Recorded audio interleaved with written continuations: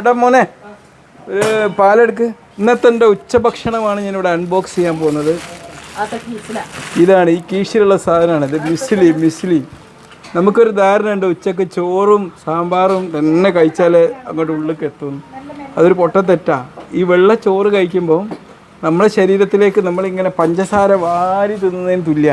രക്തത്തിലെത്തിക്കഴിഞ്ഞാൽ അത് പഞ്ചസാരയായിട്ട് മാറും. ഈ അമിതമായിട്ട് വെള്ളച്ചോറ് കഴിക്കുന്നതാണ് നമ്മളെ മലയാളികളിൽ ഫാറ്റ് ലിവർ പോലത്തെ ഒരുപാട് ആരോഗ്യ പ്രശ്നങ്ങൾ ഉണ്ടാക്കിയത്. അപ്പം നമ്മൾ ട്രഡീഷണലായിട്ട് കഴിക്കുന്ന ഭക്ഷണത്തിൽ നിന്നൊന്ന് മാറി ചിന്തിക്കുക. നമ്മുടെ ഭക്ഷണത്തിൽ മാക്സിമം ഫ്രൂട്ട്സും വെജിറ്റബിൾസും എത്ര വരുന്നുണ്ട് എന്നുള്ളത് ഉറപ്പാക്കാൻ നമുക്ക് സാധ്യമാണ്. ഇതിലിപ്പോൾ ഞാൻ ഉപയോഗിക്കുമ്പോൾ ഇതിൽ ഹോൾ ഗ്രെയിൻസ് ഇഷ്ടം പോലെ വരുന്നുണ്ട്.